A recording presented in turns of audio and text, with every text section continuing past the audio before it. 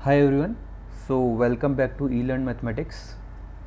So जैसा कि आप देख रहे थे, अगर आप पिछली वीडियोस को फॉलो कर रहे होंगे कि हम NCERT क्लास 10th मैथमेटिक्स का चैप्टर 1 स्टार्ट कर दिए हैं।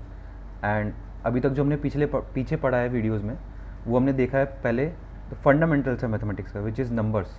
तो different types of numbers, prime number क्या होता है, कॉम्पोजिट क्या होते हैं, या नेचुरल नंबर्स क्या होते हैं, होल नंबर्स क्या होते हैं, हमने सब देखा है। अगर आपको देखना है तो ऊपर मैं एक कार्ड अटैच कर दूंगा, आप उस लिंक पे क्लिक करके उस वीडियो पे जा सकते हैं और पहले उसको कॉन्सेप्ट्स को समझ सकते हैं।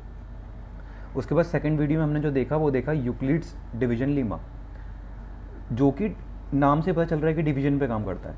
एंड फिर हमने इससे रिलेटेड कैसे हम HCF निकालते हैं और कैसे कैसे प्रॉब्लम सॉल्व कर सकते हैं, वो सब हमने देखा था, राइट। अब इस वीडियो में हम सेकेंड पार्ट देखेंगे रियल नंबर्स चैप्टर का, which is fundamental theorem of arithmetic, right. So fundamental theorem of arithmetic and this is related to multiplication. अब ये भी चीज़ आपने पहले पढ़ी होगी, बस इसका इस चैप्टर में इसको नाम दे दिया गया है। जो आपने कॉन्सेप्ट पहले पढ़ा है उसी को इसको नाम दे दिया गया है, राइट। तो हम बस वही देखने वाले हैं। तो पहले हम इस थ्योरम को समझते हैं, राइट। ये थ्योरम क्या कह रही है? This is theorem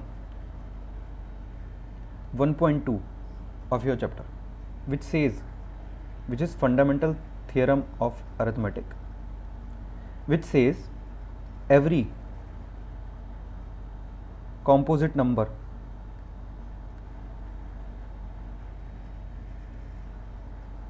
can be expressed or factorized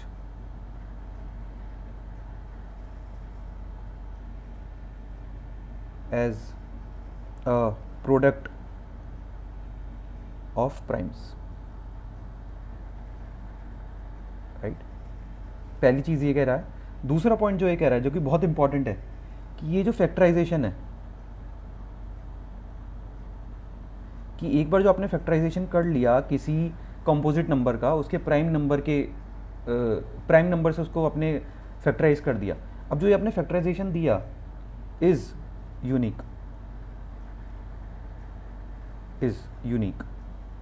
एक बार आपने एक फैक्टराइजेशन निकाल के दे दिया किसी कंपोजिट नंबर का, तो अब कोई दूसरा तरीका नहीं है उसको फैक्टराइज करने का, वही एक तरीका है, ठीक है।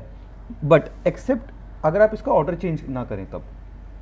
अपार्ट, तो उसका थर्ड पार्ट है डेफिनेशन का, apart from the order in which prime factors occur. हम इसकी एक एक चीज़ को समझेंगे, राइट, कि apart from the order in which prime factors occur. ये क्यों बोल रहा है ऐसा? ये कह रहा है, ये थ्योरम कह रही है कि हर कंपोजिट नंबर को हम रिप्रेजेंट कर सकते हैं as a product of prime numbers, ठीक है। पहली चीज़, इसका मतलब अब पहले आपको ये समझना है कि कंपोजिट नंबर क्या होता है, प्राइम नंबर क्या होता है, फैक्टराइजेशन क्या होता है। अब इसके लिए वापस से आपको फर्स्ट वीडियो पे जाइए, मेरी इस रियल नंबर्स के चैप्टर की जो फर्स्ट वीडियो है उस पर जाइए, सब कुछ क्लियर हो जाएगा। मैं वापस से ऊपर कार्ड अटैच कर दूंगा, आप उस पर क्लिक कीजिएगा, उस पर जाके आप समझिए एक बार, ठीक है। एक बार आपको समझ आ गया। अब कंपोजिट नंबर में शॉर्ट में आपको बता देता हूँ, कोई भी नंबर जिसके दो से ज़्यादा फैक्टर्स हों, मतलब कोई भी ऐसा नंबर जिसके लिए आप दो से ज़्यादा नंबर ऐसे ढूंढ पाएँ जो उस नंबर को डिवाइड कर दें। फॉर एग्जांपल, अगर मैं आपको 10 बोल रहा हूँ, तो क्या 10 कंपोजिट नंबर है? तो अगर आप दो से ज़्यादा ऐसे नंबर ढूंढ दें जो 10 को डिवाइड कर दें, मतलब 10/x कर दें और वो पूरा डिवाइड कर दे इसको 10 को, ऐसे x ढूंढ के लाइए आप मेरे को, तो आप कहेंगे भैया 1 होता है एक, तो फिर आप कहेंगे भैया 2 भी डिवाइड करता है, भैया 5 भी करता है, 10 भी करता है। तो इसका मतलब आपने दो से ज़्यादा ढूंढ दिए, it means 10 is a composite number. और अगर आप नहीं ढूंढ पाए then it is a prime number, ठीक है।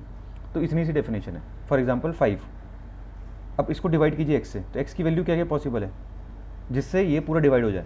आप या तो 1 से कर सकते हैं या तो 5 से ही। तो सिर्फ दो ही पॉसिबल केसेस हैं इस केस में जिससे आप इसको डिवाइड करके रिमाइंडर 0 ला सकते हैं, या पूरी तरीके से डिवाइड कर सकते हैं, या फिर कहने को कह सकते हैं कि इसके फैक्टर्स हैं। तो अगर दो ही फैक्टर हैं तब ये प्राइम है, अगर दो से ज़्यादा फैक्टर हैं तब ये कॉम्पोजिट है, ठीक है। इतनी बात समझ आई? अब चलते हैं आगे। तो हम ये कह रहे हैं कि हर कॉम्पोजिट नंबर को आप प्राइम नंबर की फॉर्म में लिख सकते हो, ठीक है। तो मतलब एक कंपोजिट नंबर सी अगर है तो आप लिख सकते हो उसको prime number 1 into prime number 2 into prime number 3 into prime number 4 and so on, ऐसे कुछ करके लिख सकते हो। और ये प्राइम नंबर रिपीट भी हो सकते हैं, लाइक हो सकता है P1 3 बार आ रहा हो तो 3 इसकी पावर, P2 एक ही बार आ रहा हो तो इसकी पावर 1, P3 2 बार आ रहा है उसकी पावर 2, तो ऐसा हो सकता है। बट C जो है कंपोजिट नंबर, ये हमेशा प्राइम नंबर्स की फॉर्म में इसको रिप्रेजेंट कर सकते हैं, ये थ्योरम ये कहती है। अब इसका दूसरा पार्ट ये कहता है कि ये जो आपने तरीका बना के दिखाया कि लेट से कोई नंबर मैं बोल रहा हूँ आपको कि मान लेते हैं 12, ठीक है, एक कंपोजिट नंबर है 12, इसको आप प्राइम फैक्टराइजेशन कर रहे हैं, मतलब 2 2 4 4 3 12, आपने इसको ऐसे लिखा, राइट। इसको ऐसे भी लिख सकते हैं 2 की पावर 2 3 की पावर 1, राइट। तो 12 को आपने ऐसे लिख दिया अगर, तो अब ये बोल रहा है कि अब इसको और किसी तरीके से आप इसको फैक्टराइज नहीं कर सकते हैं। आप इसको ऐसे नहीं लिख सकते हैं कि 5 to the power 1 into 3 to the power 2, आप इसको ऐसे नहीं लिख सकते हैं 7 to the power 1 into 2 to the power 1, और कोई तरीका नहीं होगा इसको लिखने का, सिर्फ और सिर्फ आपने क्योंकि निकाल दिया है तो एक ही तरीका होगा इसको करने का। अब तीसरा पॉइंट जो इस डेफिनेशन का है और ये इस थ्योरम का है, वो ये कहता है कि ये हो सकता है कि आपने बोला 12 is equal to 2 to the power 2 into 3 to the power 1, पर आपका ही एक दोस्त है वो बोले नहीं मैं तो इसको ऐसे लिखूंगा 3 to the power 1 and 2 to the power 2, तब इस केस में आप बोल सकते हो कि इसके दो तरीके से लिखने के तरीके हैं इसके फैक्टर्स को, राइट। इसके फैक्टर्स को, इसके प्राइम फैक्टराइजेशन दो तरीके से कर सकते हो, बट एक्चुअली में तो एक ही है ये, राइट। बट ये कि आपका दोस्त कह रहा है कि मैं इसको उल्टी तरीके से लिखूंगा, आप कह रहे हो मैं इसको सीधी तरीके से लिखूंगा, तो ऐसी डिस्क्रिपेंसीज ना आए, ऐसे इश्यूज ना आए, तो हमने एक सिंपल सा रीजनिंग सेट कर दी है कि आप जब भी इसको लिखेंगे तो आप इसको असेंडिंग ऑर्डर में लिखेंगे, मतलब आप इसको ऐसे कभी नहीं लिखेंगे, आप इसको हमेशा छोटा पहले फैक्टर लिखेंगे उसके बाद बड़ा फैक्टर लिखेंगे। तो मान लेते हैं कोई नंबर x है, उसके 3 फैक्टर्स हैं 7, राइट, 11, 3 एंड 2, तो आप इसको हमेशा ऐसे लिखेंगे x equal to 2 into 3 into 7 into 11, आप इसको ऐसे लिखेंगे, ठीक है, ये एक वैलिड तरीका है।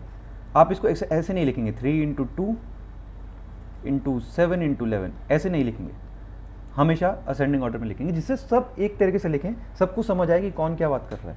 और अगर आप इस तरह लिखते हैं तब ये हमेशा फैक्टर्स और प्राइम फैक्टराइजेशन 12 का यूनिक होगा। ये थ्योरम इतनी बात कह रही है। आई होप आपको समझ आ गया होगा। अब चलते हैं हम कुछ एग्जाम्पल देखते हैं इसका। तो मानते हैं हमारे पास एक नंबर है 32760। अब इसका हम प्राइम फैक्टराइजेशन करना है, सिंपल मेथड, हम इसको पहले 2 से डिवाइड करेंगे, 2 1 से 2, 2 6 से 12, 2 3 से 6, 2 8 से 16, 0 इधर, वापस से 2 से डिवाइड कर सकते हैं क्योंकि आखिरी में 0 है, तो 2 8 से 16, 2 1 से 2, 2 9 से 18, 0, राइट। आपको इसको वापस से 2 से डिवाइड कर सकते हैं, 2 4 से 8, 2 9 से 18, 2 5 से 10। अब आप इसको 2 से डिवाइड नहीं कर सकते हैं फर्दर। अब देखो 3 से डिवाइड कर सकते हैं क्या, 3 1 से 3, 3 3 से 9, 3 6 से 18, राइट, एंड 3 5 से 15। वापस से 3 से देखते हैं डिवाइड कर सकते हैं कि नहीं इसको हम, 3 4 से 12, 3 5 से 15, 3 5 से 15 हो गया डिवाइड। क्या हम इसको वापस डिवाइड कर सकते हैं? नहीं, क्योंकि ये सम मिला के 4 + 5 + 5 इज़ नथिंग बट 14, और क्योंकि ये 3 के टेबल में नहीं आता, ये डिविजिबिलिटी रूल है, क्योंकि 3 के टेबल में नहीं आता इसका मतलब ये 3 से डिवाइड नहीं हो सकता, तो हम इसको 5 से डिवाइड करेंगे। और ये जो नंबर हैं these should only be prime numbers.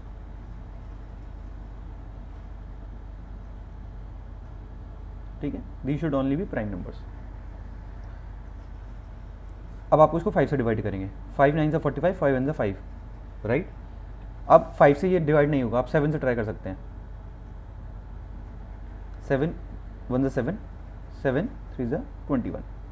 अभी 7 से फिर डिवाइड नहीं होगा, राइट, तो अब इसको 13 से डिवाइड करेंगे, 13, राइट, 13 1 से 13। तो इसका मतलब जो लेफ्ट में आपके आए ये सब इसका प्राइम फैक्टराइजेशन है 32760 का। तो लिख लेते हम 32760 इज इक्वल्स टू 2, फिर 2, फिर 2, फिर 3, फिर 3, फिर 5, फिर 7, फिर 13, राइट। इसको आप ऐसे लिख सकते हैं। इसको और शॉर्ट में लिखना है अपने को तो 2 कितने बार आ रहा है, 3 बार आ रहा है, 3 कितने बार आ रहा है, 2 बार आ रहा है, 5 कितने बार आ रहा है, 1 बार आ रहा है, 7 कितने बार आ रहा है, 1 बार आ रहा है, 13 कितने बार आ रहा है, 1 बार आ रहा है। तो this is a prime factorization of 32760। ठीक है, इतनी बात समझ आई। तो इसको करने का तरीका आई होप आपको समझ आ गया होगा। चलते हैं नेक्स्ट क्वेश्चन पे। तो क्वेश्चन ये है, अब ये एप्लीकेशन है फंडामेंटल थ्योरम ऑफ अरिथमेटिक्स की, राइट। एप्लीकेशन के बेसिस पे क्वेश्चन है। क्वेश्चन ये है, मैं कह रहा हूँ आपको, आप एक नंबर कंसिडर करिए 4 टू द पावर n, ठीक है, कोई भी नंबर है, इसमें आप n की वैल्यू कुछ भी रखिए, 1 2 3 4 5 6 कुछ भी रखिए, कोई भी पॉजिटिव वैल्यू रखिए, ठीक है। अब मैं आपसे पूछ रहा हूँ, क्या कोई ऐसी वैल्यू आप n की ढूंढ पाएंगे जिससे जो आपका नंबर बने उसके लास्ट में 0 आ जाए? क्या मतलब, मेरा क्वेश्चन ये है, क्या आप n की वैल्यू को ऐसे ढूंढ पाएंगे? तो आपको इस क्वेश्चन में n की वैल्यू ढूंढनी। क्या आप n की वैल्यू ऐसी कोई ढूंढ सकते हैं जिससे आप जब 4 के पावर में वो नंबर रखें तो जो नंबर बने उसके लास्ट में 0 आ जाए, राइट? क्या आप ऐसे नंबर सोच सकते हैं? तो इस प्रॉब्लम को सॉल्व करने के लिए हम हेल्प ले सकते हैं फंडामेंटल थ्योरम ऑफ अरिथमेटिक्स की। कैसे?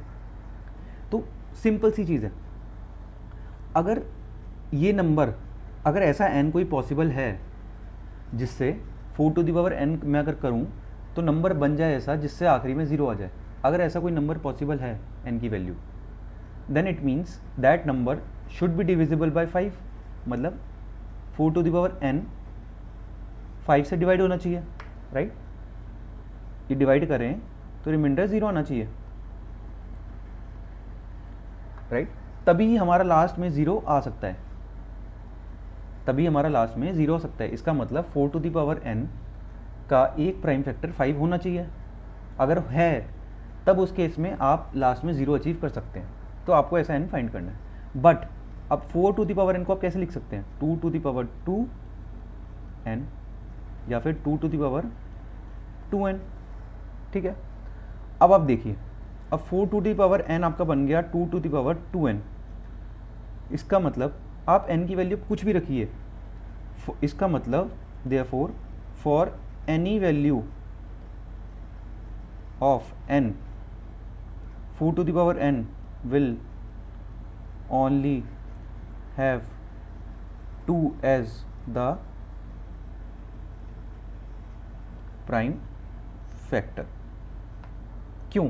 देख लो एग्जाम्पल, n की वैल्यू अगर 1 रखता हूँ, फॉर n की वैल्यू 1, 4 टू द पावर 1 हो जाएगा। उसका प्राइम फैक्टराइजेशन क्या होगा? 2 to the power 2 into n क्या है 1, विच इज़ 2 स्क्वायर।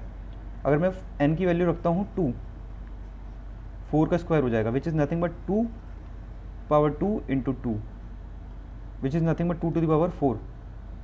आपको इतनी बात समझ आ रही है? ऐसे अगर मैं n की वैल्यू कुछ भी रख दूँ, n 10 रख दूँ, तो 4 to the power 10 equals to 2 to the power 2 into 10, which is 2 to the power 20।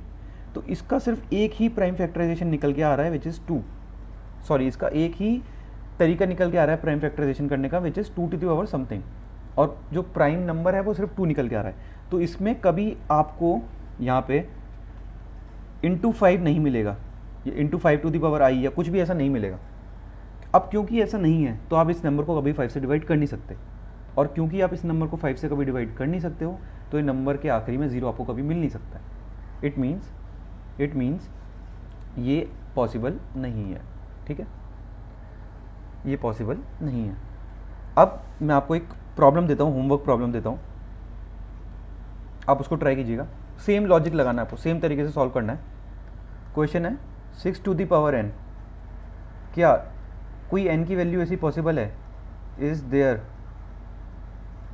Any value possible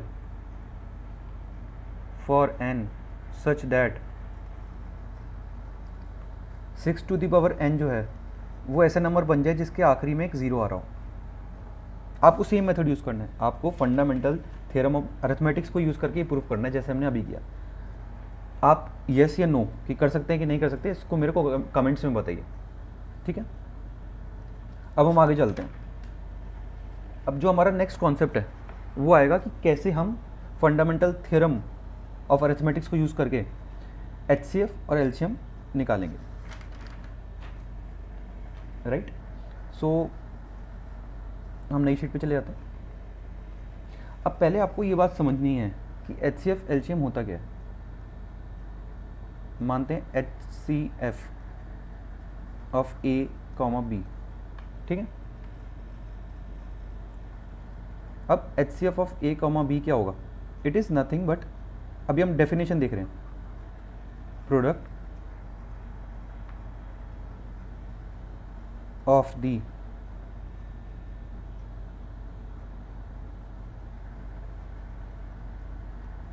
smallest power of each common prime factor in the number.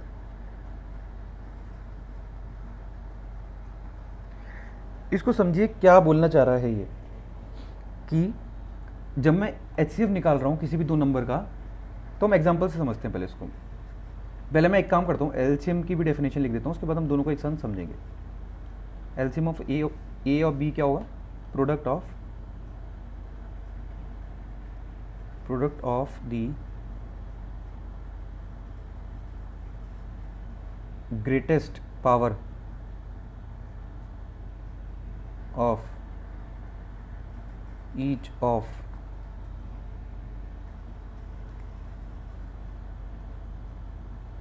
The prime factor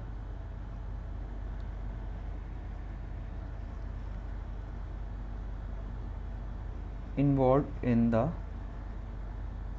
numbers। ये इन दोनों की definition है। अब इसको example से समझते हैं कि मैंने मान लिया a मेरा है 6 और b मेरा है 20, ठीक है। अब a का अगर मैं प्राइम फैक्टराइजेशन करता हूँ तो वो कुछ नहीं होगा, 2 to the power 1 into 3 to the power 1 हो जाएगा। और b 20 का क्या हो जाएगा, 2 to the 4 4 5 20, विच इज़ 2 की पावर 2 एंड 5 की पावर 1। तो मेरे ये दो प्राइम फैक्टराइजेशन निकल के आए a और b के, 6 और 20 के। अब मैं कह रहा हूँ मुझे इन दो नंबर का अगर मुझे HCF निकालना है, highest common factor of a comma b निकालना है, तो मैं कैसे निकालूंगा। तो इसके निकालने का तरीका मैं आपको ये बता रहा हूँ कि पहले आप क्या कीजिए, सिंपल सा ये देखिए a और b में, इसमें और इसमें कौन कौन से ऐसे फैक्टर हैं जो दोनों में आ रहे हैं, कौन कौन से ऐसे फैक्टर हैं जो दोनों में आ रहे हैं। तो आप एक एक फैक्टर के पास जाइए, उससे पूछिए कि आप दोनों में आ रहे हैं। आप पहले 2 के पास जाइए, 2 ऊपर में भी है नीचे में भी है, तो आप 2 को टिक कर दीजिए। आप 3 के पास जाइए, 3 ऊपर, इसको भी 2 को टिक कर दीजिए। अब आप पूछिए 3 ऊपर भी है नीचे भी है, नहीं है, ठीक है। अब आप 2 तो आपने नीचे वाला कवर कर लिया, अब आप 5 से पूछिए ऊपर नीचे दोनों में है, नहीं है। तो अब आप क्या करेंगे, HCF निकालने के लिए जो भी कॉमन आया, जो भी दोनों में ऊपर नीचे कॉमन आया, जो कि जैसे यहाँ पे 2 था, उसकी जो छोटी पावर है ऊपर नीचे उसको ले लेंगे। तो यहाँ पे 2 की छोटी पावर क्या है, 1 है या फिर 2 है, 1 है। तो जो इसका HCF हो जाएगा दो नंबर्स का, वो हो जाएगा 2 to the power 1। बात समझ आई, दोबारा रिपीट करता हूँ। दोनों नंबर का आपने प्राइम फैक्टराइजेशन कर लिया। अब आप दोनों नंबर्स में जो प्राइम फैक्टराइजेशन हुआ उसमें देखिए कौन से ऐसे प्राइम फैक्टर्स हैं, कौन से ऐसे प्राइम फैक्टर्स हैं जो दोनों में आ रहे हैं, ए में भी और बी में भी। तो इस केस में जो प्राइम फैक्टर्स दोनों में आ रहे हैं वो सिर्फ 2 है, 3 दोनों में नहीं आ रहा, 5 दोनों में नहीं आ रहा, तो सिर्फ 2 ऐसा प्राइम फैक्टर है जो दोनों में आ रहा है। अब जो ऐसा प्राइम फैक्टर दोनों में आ रहा है उसकी जो सबसे छोटी पावर है ऊपर या नीचे में, वो आप लिख देंगे HCF है। सिंपल सी बात। अब मेरे को LCM निकालना है, अगर LCM of A, B, right. तो अब मैं क्या करूँगा, अब LCM कहता है product of the greatest power of each of the prime factor involve in the number. मतलब ये कह रहा है कि अब आपको हर एक प्राइम फैक्टर चूज करना है। मतलब अभी कौन कौन से आपके पास प्राइम फैक्टर हैं A और B में मिला के, 2 है, 3 है और 5 है, ठीक है। तो ये कह रहा है 2 है, 3 और 5 है। अब जो भी बड़ी पावर है उसको आप ले लो, जो भी बड़ी पावर है उसको ले लो। तो 2 के केस में बड़ी पावर कौन सी है? 2 है तो 2 लिख दो, उसके बाद इनटू 3 लिखो। अब 3 के केस में बड़ी पावर कौन सी है? अब यहाँ पे क्योंकि एक ही जगह 3 है तो अब इसकी एक ही जगह लिख सकते हैं 1, 5। अब 5 भी क्योंकि एक ही जगह है तो इसकी एक ही पावर होगी 5। अगर 2 जगह होता 5 तो अब इसकी बड़ी वाली पावर लिखते हैं। जो भी ए की बड़ी पावर है, ए के केस में बड़ी पावर है या फिर बी के केस में बड़ी पावर है, जो भी बड़ा पावर है आप उसको यूज़ करेंगे एलसीएम में। सिंपल सी बात। तो ये आपका निकल के आ जाएगा 5 0 से 15 and 4 into 15 which is nothing but 60, right. और ये आ जाएगा आपका 2। इतनी बात समझ आई। अब एचसीएफ और एलसीएम निकालने का ये तरीका था, राइट। अब एक और सिंपल सा फॉर्मूला है, अगर आपने इसको याद कर लिया तो आपको थोड़ा आसान हो जाएगा एलसीएम निकालना, कि HCF of 2 numbers A comma B into LCM of 2 numbers A comma B is equals to product of the numbers. ये आपको बहुत जगह हेल्प करेगी। क्वेश्चन ऐसा भी आ सकता है, आपको 2 नंबर दे दिया और एचसीएफ दे दिया, पूछ रहे हैं एलसीएम बता दो, ठीक है। तो आप डायरेक्ट, तो आपको अगर एलसीएम निकालना है ए कॉमा बी तो आप क्या कर सकते हो? डायरेक्ट 2 नंबर्स को मल्टीप्लाई करो, डिवाइड कर दो एचसीएफ। अगर आपको एचसीएफ दिया गया है तो आपको एलसीएम निकालने की ज़रूरत ही नहीं है, आप डायरेक्ट इसको ऐसे निकाल सकते हो। Similarly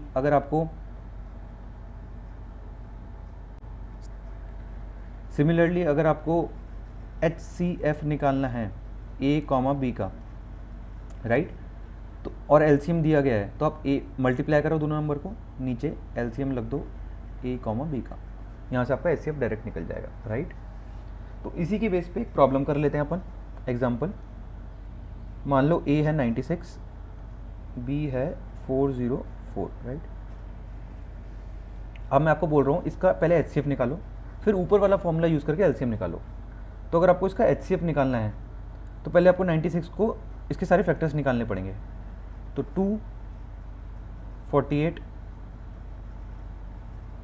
2 to the 4, 2 4 8, 2 1 2, 2 to the 4, 2 6 12, 2 3 6, 3 1 3। तो ए के जो फैक्टर्स हो जाएंगे, क्या हो जाएगा प्राइम फैक्टराइजेशन का? 2 की पावर 5, 2 की पावर 5 इंटू 3 टू द पावर 1, क्योंकि 2 5 बार आ रहा है और 3 1 बार आ रहा है। सिमिलरली आप बी का निकाल लिए, बी 404 है, इसका प्राइम फैक्टराइजेशन कीजिए। 2 to the 4, 2 to the 4, 2 1 2, 2 1 2। अब 101 इज़ अ प्राइम नंबर, तो 101 इज़ अ प्राइम नंबर तो डायरेक्ट हो जाएगा 0, राइट। तो बी को अगर आपको लिखना है 404 को, उसका प्राइम फैक्टराइजेशन, तो हो जाएगा आपका वो 2 to the power 2 into 101 to the power 1, right. ये इसका प्राइम फैक्टराइजेशन हो गया। अब आपको इसका एलसीएम निकालना है। एलसीएम निकालने से पहले आप इसका एचसीएफ निकाल लो। तो एचसीएफ आपको क्या हो जाएगा? 96,404 का सिंपल जो अभी मैंने आपको पीछे फॉर्मूला बताया। आपको क्या करना है, देखना है कौन कौन से नंबर हैं, कौन कौन से प्राइम फैक्टर हैं ए बी के, जो दोनों में आ रहे हैं, ए और बी में। तो 2 है जो दोनों में आ रहा है, 3 दोनों में आ रहा है? नहीं आ रहा। क्या 101 दोनों में आ रहा है? नहीं आ रहा। तो क्योंकि सिर्फ 2 ही आ रहा है, तो 2 की जो भी छोटी पावर है, ए की पावर 5 है, ए की पावर 2 है, तो इन दोनों में से जो भी छोटी पावर है वो आप लिख देंगे एचसीएफ में। तो आपका एचसीएफ हो जाएगा 2 to the power 2 which is nothing but 4, right. ये आपका हो जाएगा एचसीएफ। अब आप, अगर आपको मैं कह रहा हूँ इसका एलसीएम निकालिए, तो आप डायरेक्ट ऊपर वाला फॉर्मूला यूज़ कर सकते हैं एलसीएम का, which is nothing but product कीजिए दोनों नंबर का, डिवाइड कर दीजिए एचसीएफ से, राइट। तो अगर आपको इसका एलसीएम निकालना है 96,404 का, तो एलसीएम क्या हो जाएगा? 96 इंटू 404 डिवाइडेड बाय 4। इसको कैलकुलेट करेंगे तो 9696 आपका आंसर आ जाएगा, राइट। सो ये बात हुई हमारी एचसीएफ और एलसीएम निकालने की। आई होप आपको ये चीज़ समझ आ गई होगी। तो आज की वीडियो में यही स्टॉप करते हैं। यही मेन थ्योरम थी, इसकी जो सेकंड थ्योरम थी, कि what is a fundamental theorem of arithmetics, इसको कैसे यूज़ कर सकते हैं हम HCF एलसीएम निकालने के लिए, राइट। आई होप आपको ये चीज़ें समझ आ गई होगी। मैं इस वीडियो के जो भी ये स्लाइड्स हैं, इसके जो नोट्स हैं, मैं डिस्क्रिप्शन में अटैच कर दूंगा, वहाँ से डाउनलोड कर सकते हैं जाके। और मैं सजेस्ट करूँगा आप खुद भी साथ साथ वीडियो को पॉज कर करके नोट्स बनाएं। जैसे मैं अगली शीट पे जाता हूँ, आप पुरानी पॉज करके पुरानी शीट के नोट्स बनाएं, जिससे आपका भी हाथ सेट हो जाए। बाकी आप नोट्स डाउनलोड कर सकते हैं PDF फॉर्मेट में डिस्क्रिप्शन से, आपको पूरी की पूरी शीट्स मिल जाएगी। होप आपको ये वीडियो पसंद आई होगी। अगर आपको ये वीडियो पसंद आई तो उसको लाइक कीजिए, शेयर कीजिए अपने फ्रेंड्स से, कमेंट कीजिए अगर आपको कोई भी इशू है, कोई भी प्रॉब्लम है, राइट। Thank you.